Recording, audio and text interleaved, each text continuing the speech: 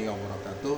Perkenalkan, saya Tabroni, calon guru penggerak angkatan 11 dari Kabupaten Indramayu. Hari ini saya akan mengadakan pra-observasi aksi nyata modul 2.3 coaching untuk supervisi akademik. Hari ini saya akan mengadakan pra-observasi bersama teman sejawat saya, Pak Eka Nurang Rianto, yang akan menjadi objek supervisi. Assalamualaikum Pak Eka. Waalaikumsalam.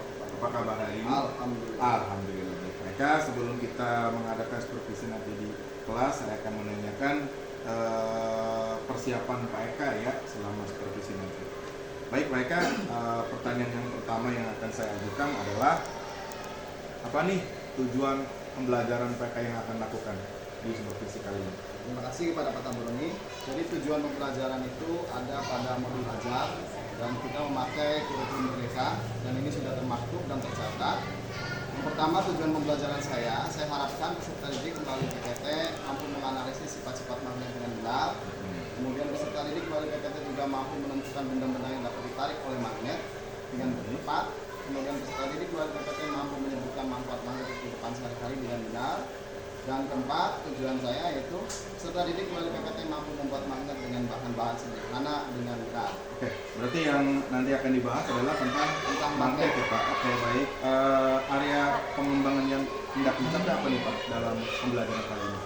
Nah, ini sesuai juga dengan apa yang termaktub dalam modul. Targetnya adalah seperti yang disampaikan pada tujuan, yaitu siswa mampu menganalisis, kemudian siswa mampu menemukan benda-benda yang dapat ditarik dari magnet dan mampu menyebutkan dan juga mempunyai kemampuan juga untuk membuat magnet dengan bahan-bahan sederhana. Terima kasih Pak Eka. Terus tentang strategi yang akan dipersiapkan ini mau menggunakan apa? Ya, jadi strategi setelah melihat siswa itu mempunyai ketertarikan terhadap visual. Maka saya berusaha untuk semoga saja bisa memacu minat belajar siswa itu dengan menggunakan PowerPoint melalui proyektor. Oke, baik. Berarti menggunakan PowerPoint dan proyektor ya Pak. Oke, baik Pak Eka. Terima kasih atas penjelasan pada pra-observasi kali ini. Sekian pra-observasi dari saya. Kita akan bertemu lagi di observasi kita di kelas. Terima kasih. Assalamualaikum warahmatullahi wabarakatuh. Waalaikumsalam warahmatullahi wabarakatuh. Sehat? Sehat. Alhamdulillah. Yang paling penting kita sebelum pembelajaran kita siapkan fisik dulu supaya sehat. Baik, untuk memulai kegiatan belajar mengajar kali ini, mari kita mulai dengan doa dipimpin oleh KF. Silakan. Siapkan. Belajar mulai doa mulai.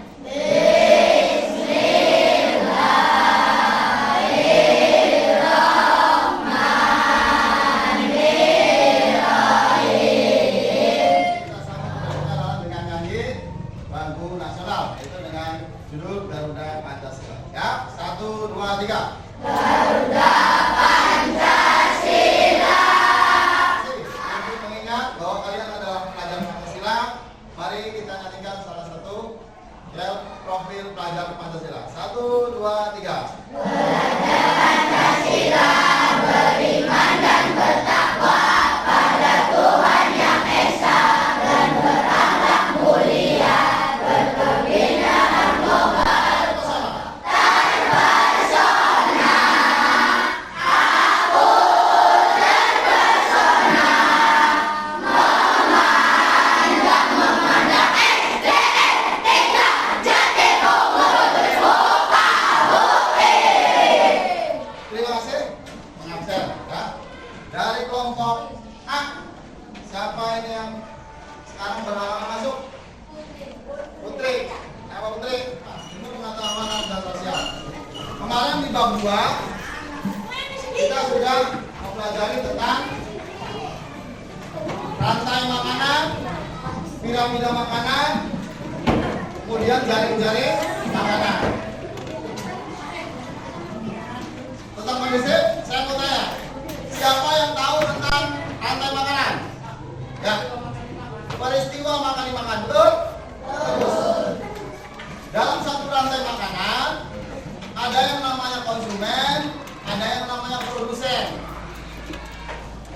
Kalian bayangkan dalam satu lapangan, kira-kira yang menjadi produsen adalah apa?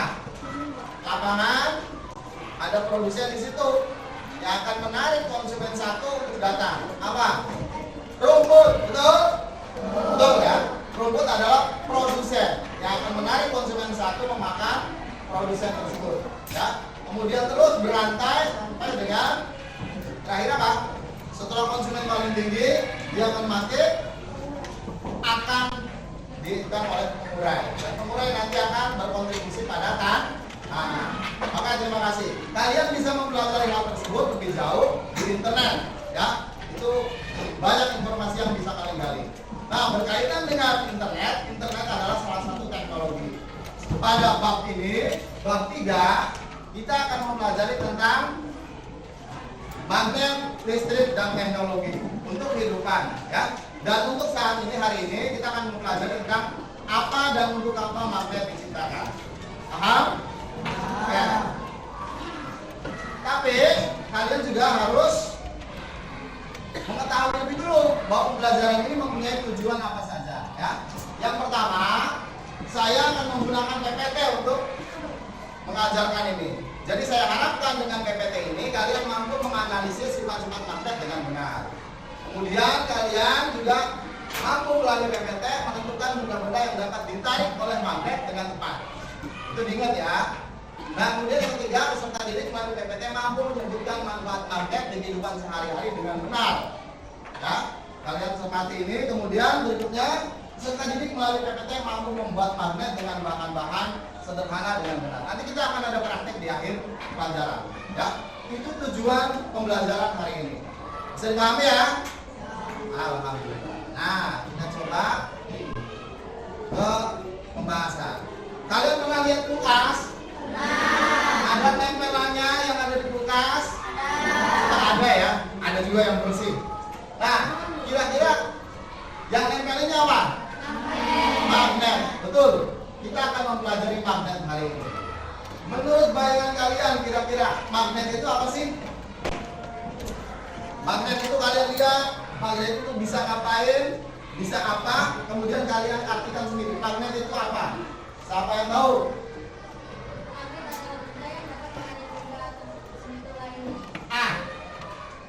Kalian juga pahami sendiri bahwa magnet itu bisa menarik benda lain. Nah, itu merupakan pengertian magnet secara sederhana. Dan itu saya anggap betul. Tapi tidak semua benda-benda itu dapat tertarik oleh magnet.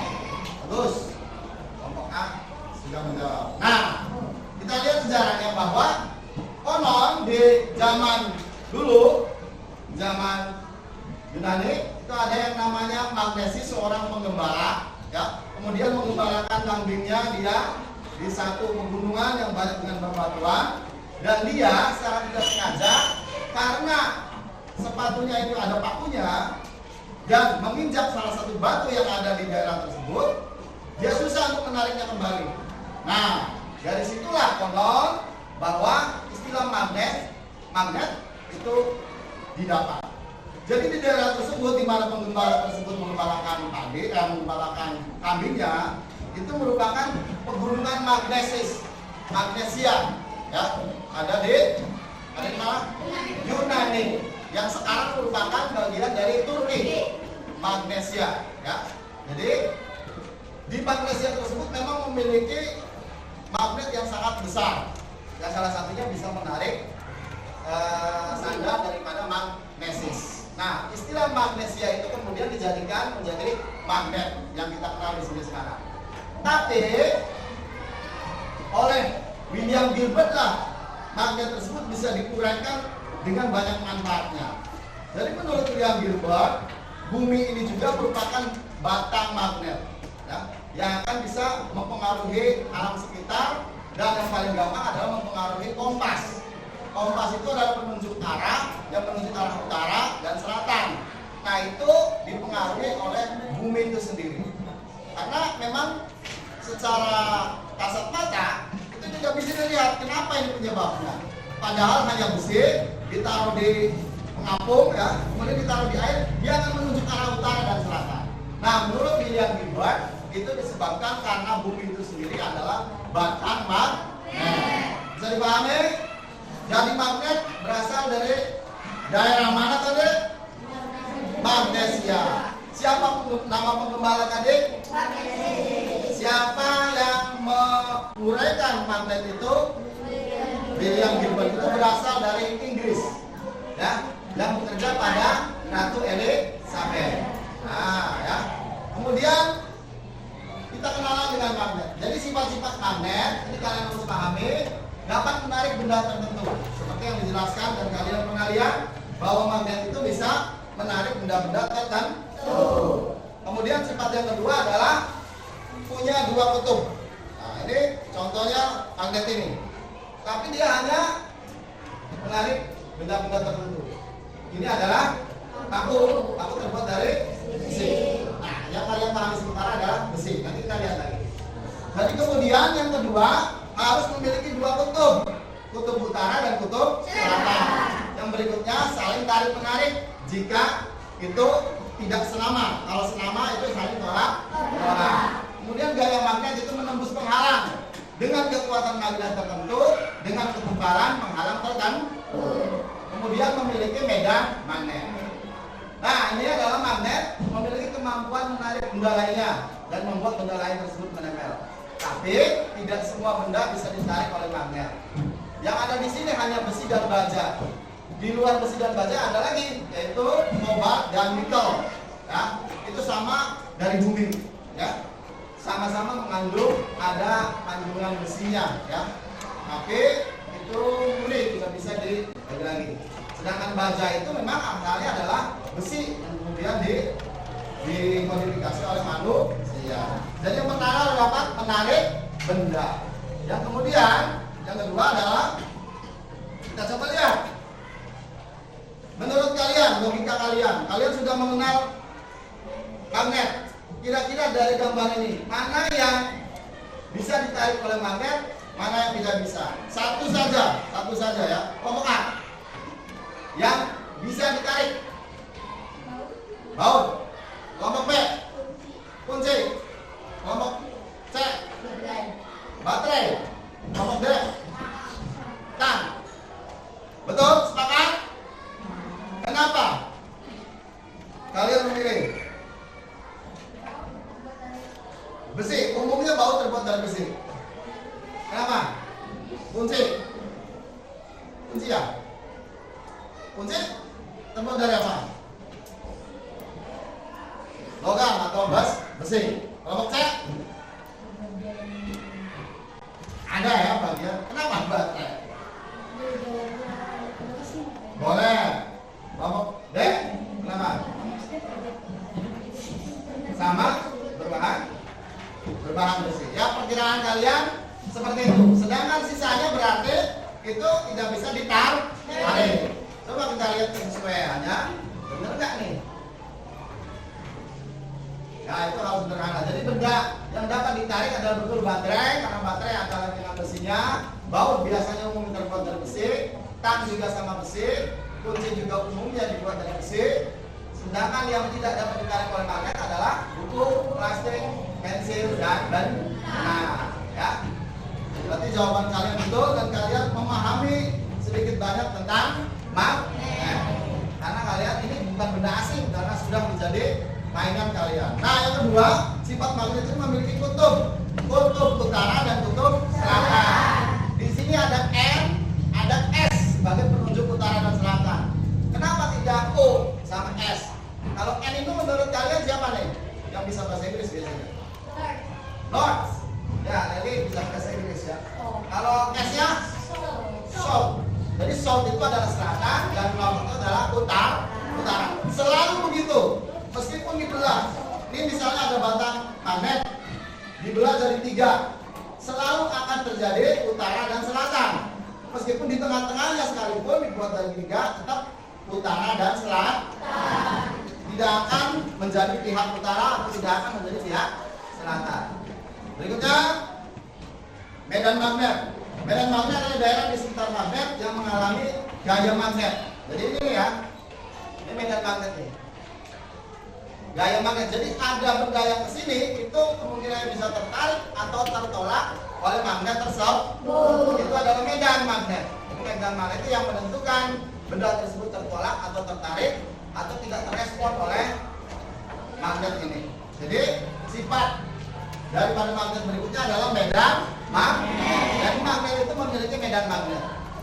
Yang berikutnya garis gaya magnet. Selalu garis gaya magnet ini nih ya. Jadi garisnya adalah masuk ke dalam selatan, kemudian keluar dari utara. Jadi seperti itu. Maka wajar kalau saling tolak menolak ataupun saling tarik menarik. Karena memang dia mempunyai garis gaya magnet. Ini selalu keluar, ini masuk. Ini adalah garis gaya magnet. Jadi garis yang terbentuk di sekitar medan magnet. Arah gaya magnet selalu memiliki arah dari kutub utara menuju ke kutub selatan. Jadi ini nih, selalu dari kutub utara ke kutub selatan. Paham? Nah, berikutnya. Nah, menurut kamu pasangan magnet manakah yang akan menempel atau menarik jika didekatkan? Kelompok A, nanti dulu. Kelompok A. 1. Apa yang terjadi? Saling tolak menolak. Kelompok B, nomor 2, apa yang terjadi? Saling tarik menarik. Kelompok C, apa yang terjadi? Saling tolak menolak. Kelompok D, menurut kelompok A, jika selatan dengan selatan ditemukan, itu akan tolak menolak. Iya, benar. Betul tidak? Kenapa?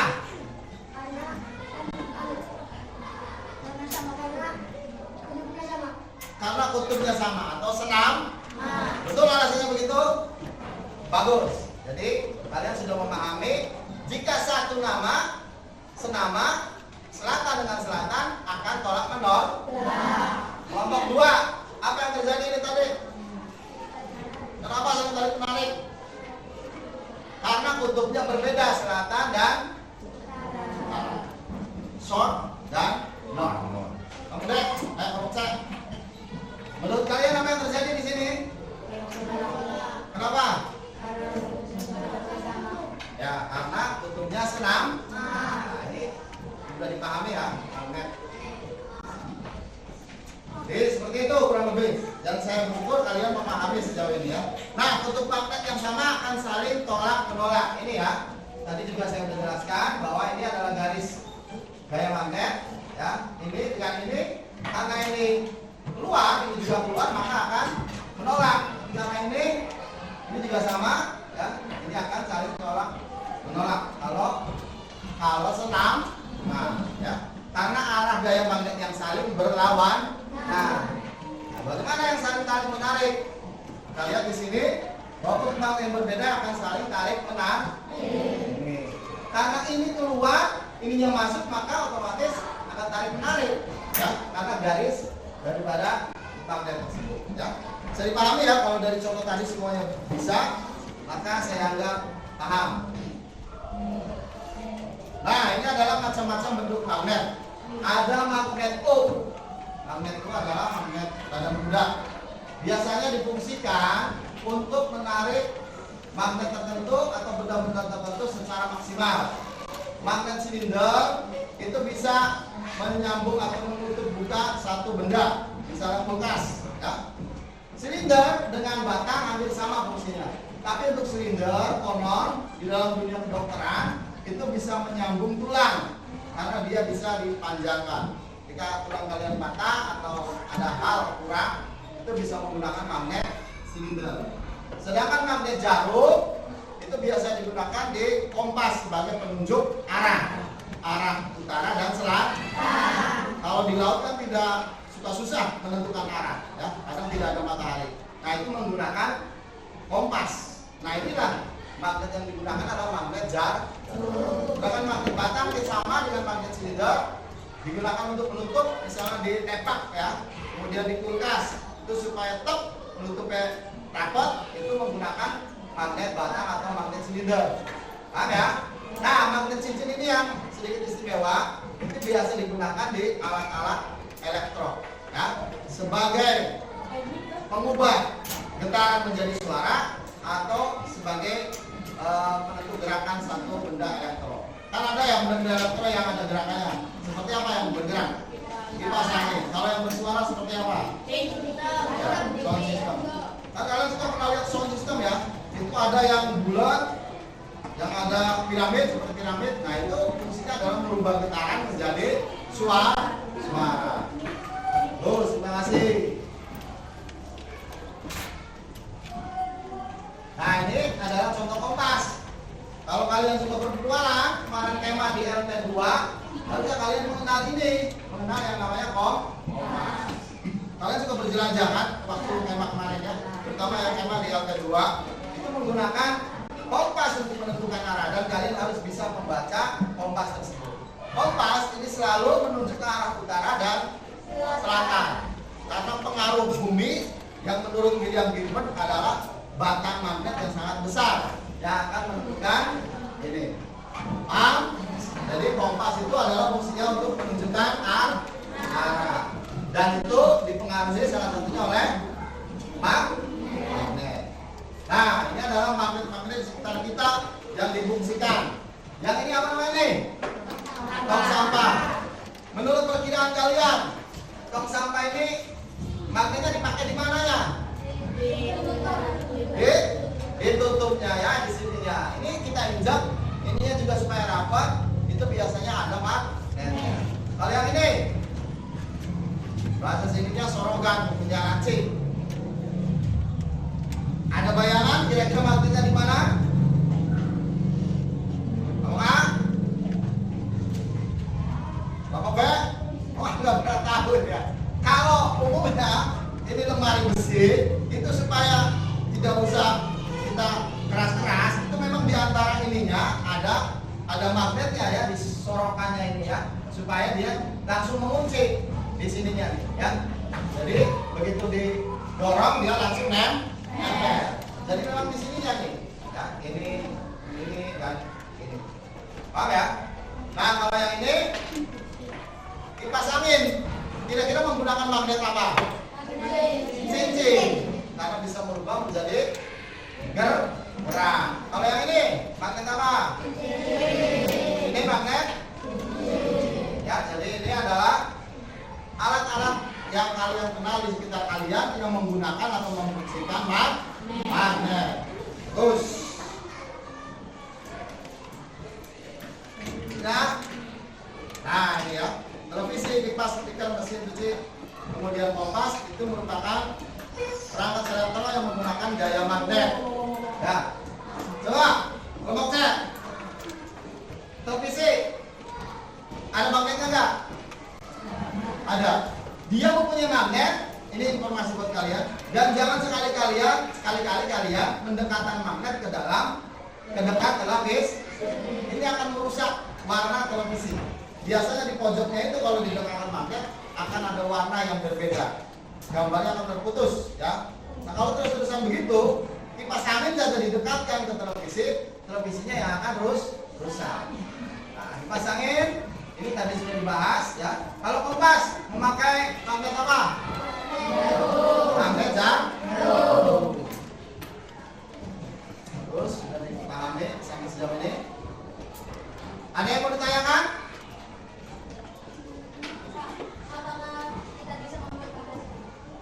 Ya. Ada lagi yang lain? Kenapa saudara tidak mengambil magnet? Oke. Apa lagi? Gak ada? Nah, sebenarnya ini adalah materi selanjutnya adalah tentang apa saja atau bisakah magnet itu bisa dibuat oleh manusia? Bisa, karena pada dasarnya magnet itu ada magnet alami dan ada magnet buatan. Ya, tadi magnet kenapa tidak bisa menyedot tidak menempel pada sedotan? Ada yang bisa jawab? Kenapa?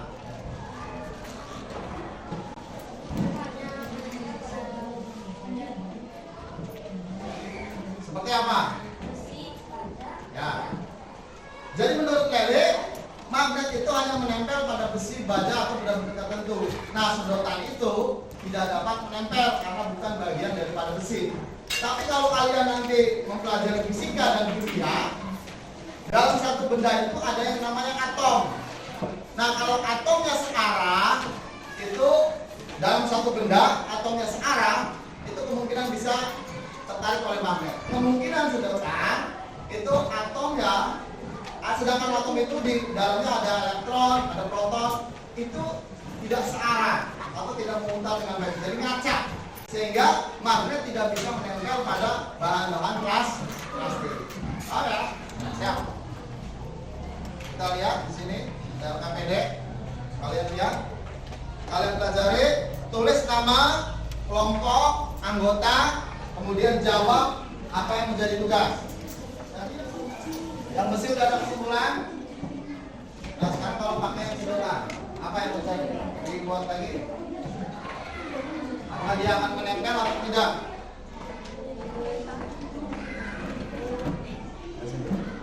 Yang tadi udah. Dia udah sini. Gak apa-apa. Berarti kan prakteknya ada kesimpulan yang sesuai, ada yang nggak sesuai. Apakah itu pengaruh baterainya? Kan bisa, ya. Apakah itu pengaruh dari yang lainnya? Gimana? Tinggal ditulis sesuai dengan keadaannya. Tuh, saya, ya mungkin. Dan jangan dipegang kayak gini, ya mempengaruhi. Bisa ya? Tuh, lihat. Sekarang kalau ini, nah silakan ditulis sesuai dengan. Terus jangan lupa nomor 4. Oke, dan sudah dikumpulkan dan saya sudah melihat hasilnya. Yang pertama hasil percobaan tadi, coba kita rangkum bersama-sama. Apakah kalian sudah sesuai dengan instruksi yang ada? Sudah. Semua rata-rata menjawab sudah. Oke, sudah. Jadi semua rata-rata menjawab sudah. Yang kedua, apa yang terjadi jika ujung paku tersebut didekatkan pada penjepit buku? Menempel. Ini kelompok saya nempel. Kelompok D. Ini ada dulu. Yang terjadi adalah menempel. Nah, kalau didekatkan sedotan, apa yang terjadi? Apakah tidak menempel? Kelompok C. Kelompok D. Nah, sekarang pertanyaan pokoknya, kenapa? Atau apakah ada perbedaan tadi? Berbeda atau tidak perlakuan kepada sedotan sama kepada klip besi tadi? Beda. Kenapa? Berbeda. Karena apa? Kelompok saya kenapa? Karena sedotan tidak mengandung besi. Ya, salah satunya seperti itu. Maka saya betulkan seperti itu ya. Nah, kurang lebih seperti itu. Dan untuk tes formatif lumayan, sebagian besar ada yang sudah betul semua, ada juga yang beberapa salah ya. Tapi ini merupakan satu acuan dan merupakan nanti menjadi bahan pemikiran saya. Kalau ada materi yang belum tersampaikan kepada kalian atau belum menerima terhadap kalian ya. Jadi secara umum, tapi saya puas karena paling kecil itu 70 ya. 70 karena ada beberapa soal yang salah ya. Nah, sebagai kesimpulan, yang pertama adalah magnet adalah benda yang memiliki kemampuan untuk menarik benda-benda tertentu. Kemudian sifat-sifat magnet itu adalah satu, memiliki kutub, menarik benda tertentu. Kemudian apa lagi? Kalau yang senama saling tolak menol.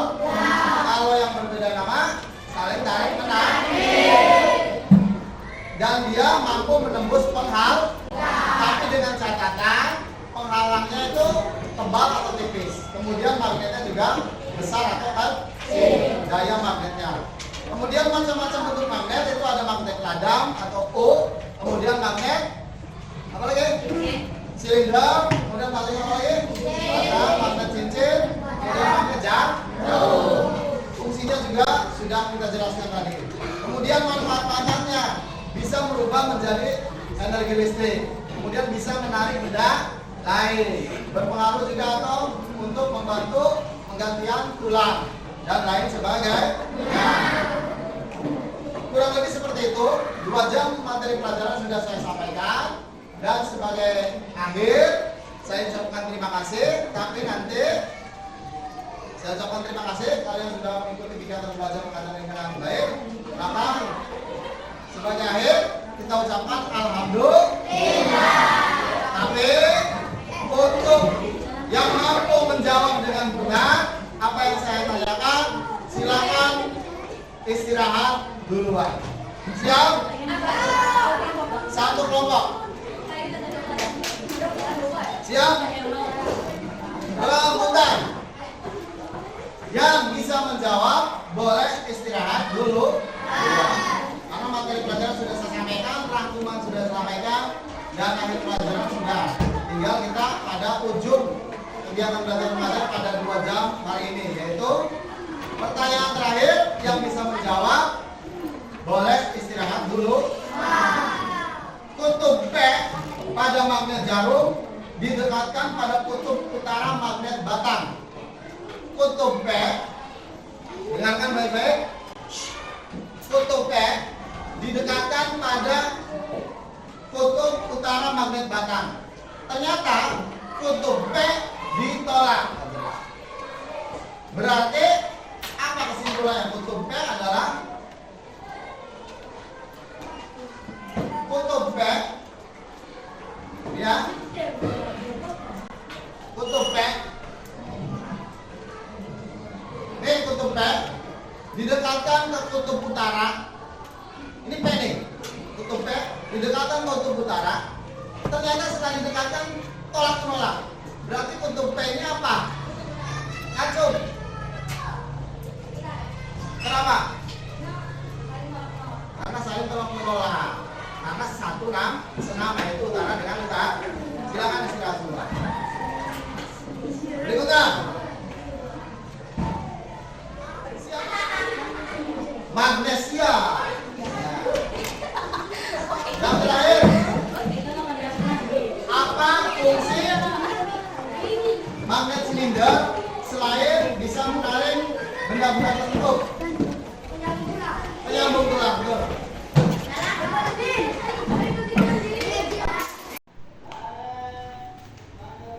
Assalamualaikum warahmatullahi wabarakatuh.